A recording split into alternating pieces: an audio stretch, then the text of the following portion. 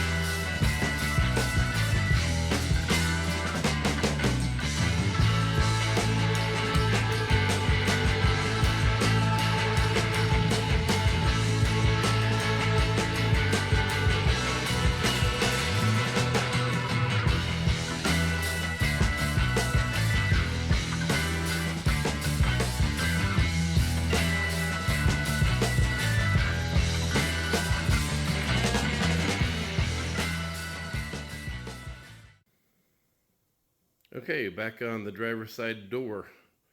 You'll notice there hasn't been anything that's happened since the last video.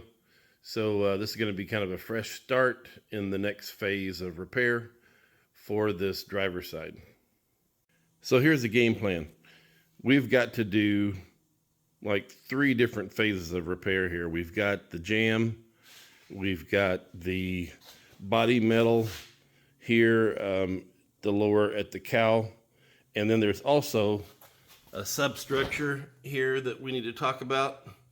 That is going to be the first order of effort for this repair. You can kind of see the state that that structure is in right now. It is completely rotted away in some areas. There's multiple layers to the structure here in this part of the car. Well, I say multiple, there's 2. This material here seems to be somewhere around 13 gauge, and then it ends up serving as a substrate that gets fastened to by the body metal. So first thing we're going to do is we're going to undo that bolt, and we're going to lift this up and get some separation between the frame and the structure so I can get up in there. And I'm going to make a template for some areas that are going to be parts of the repair. The metal isn't terrible throughout this piece. There's just certain areas. So let's talk about how we're going to dissect what's going to be new and what's going to be left behind. So as far as what's going to be new, the metal is the worst at the lowest points. So we're going to try to get rid of those lower areas and keep the upper ones. And the upper ones, things start to get a little tricky. There's some odd forming that like up in here. I don't want to try to form that out of like some heavy 13 gauge. If I can avoid it, the metal is pretty good there. It just needs to be cleaned up. So what I'll probably do is hold my replacement panel back a bit to where, you know, below my finger there, and we'll just get this part swapped out with new metal. The forming is kind of simple in this area, so we should be able to roll through that pretty quick. And then of course down here we'll have to carry some new metal up through this area. This kind of it's like a ramp. It's at an angle, and I'll probably carry that new metal along the bottom until we get, you know, to the jam. So that'll be the plan there. And then once we get that structure in place, then we can go after the body metal. And that's probably going to be done in 2 different pieces. Probably the outside piece with the body line that will be stamped into it. That'll be one. I'll probably return it at the bottom, and it goes toward this piece right here. And then when it gets to this piece, it there's body metal that basically wraps this like a present. It's like wrapping paper. It just wraps up over this. It slips up under it, and it goes here on the face, like the firewall lower area, to kind of just trim it off nice. I don't know if that's the purpose of it or whatever, but that's how it interfaced. That's how it was secured to this area of the car. That'll probably be a separate piece. So I'll basically be fabricating the piece here that will end up meeting it, and then those two will end up being connected to be a final piece. So let's go ahead and get you up on the stand. Let's cue up the music and make something happen.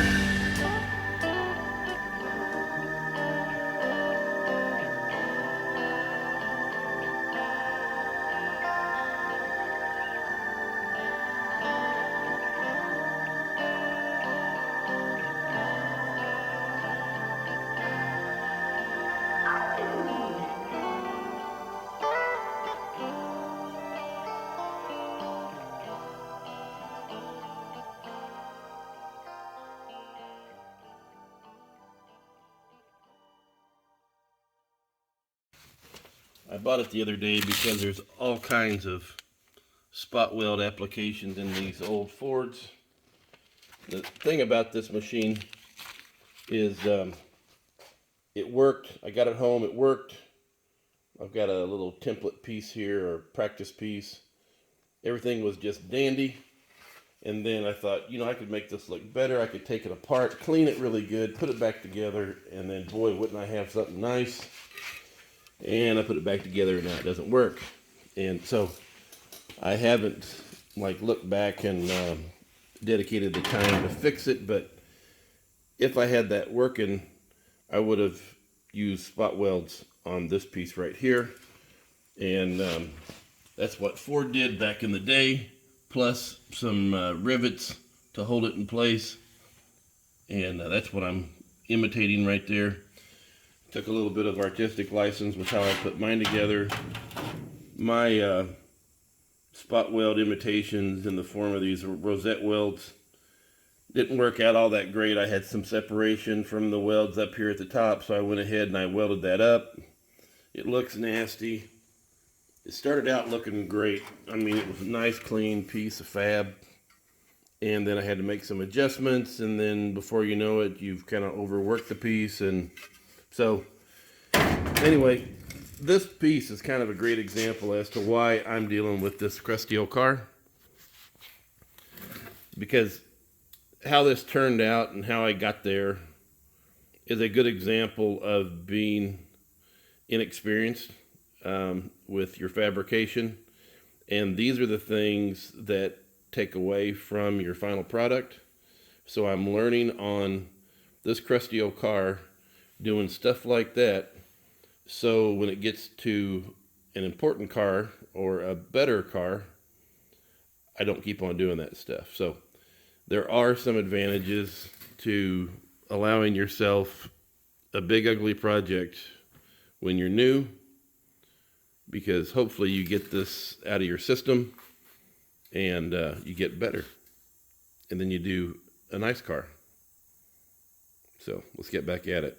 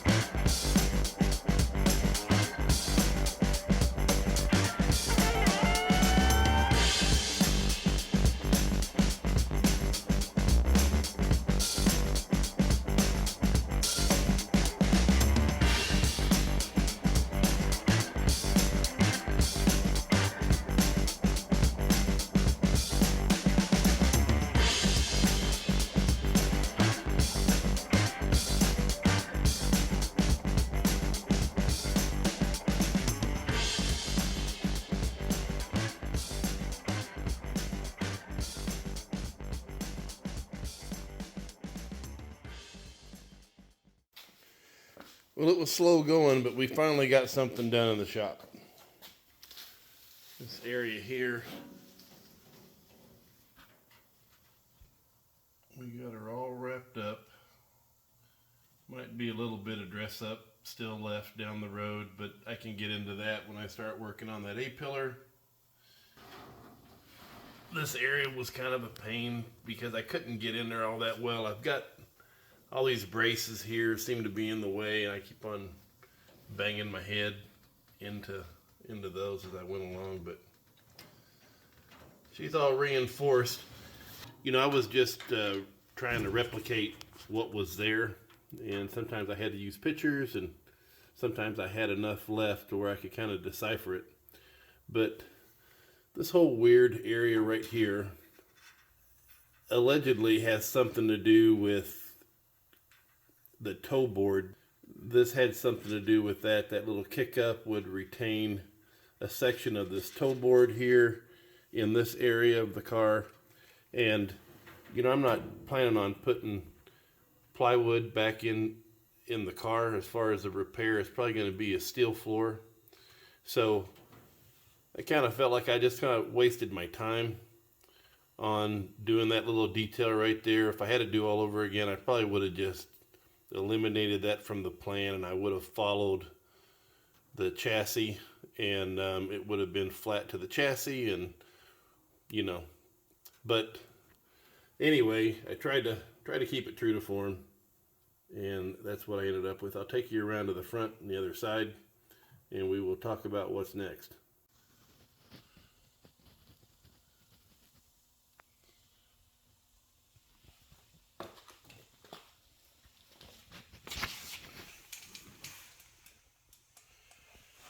So what's going to be next is, this is my cardboard mock-up of the bottom of the cowl.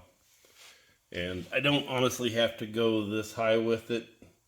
I can get by with keeping it lower, but for the sake of the cardboard, this is how it ended up. This is roughly how it looks like on the bottom. Just as a reference, I needed to know kind of where it fell along this area right here. So I went ahead and made my template, but this right here is the part we're going to be going with next. And here's the bad stuff we cut out of it. You can see there was nothing there that was helping the car as far as support goes.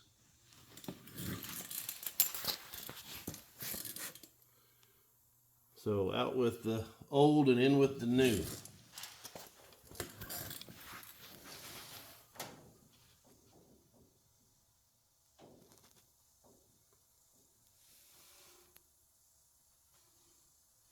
Yeah, so I'll call that a win. I'll take it. And we will move on with the old crusty coupe. Let me go ahead and spin you guys around. We'll sign off. So if you made it to this part of the video, you made it. All right. Congratulations. It was probably a slow going video just because I kind of slogged through this whole project. It seemed like it was just aggravating. And I don't know why, but we got her done. So we are going to move on. I thank you for watching. I thank you for subscribing. If you haven't subscribed yet, give it a thought. And we'll keep the content a-coming on the Crusty Coupe. I'll catch you guys later. See ya.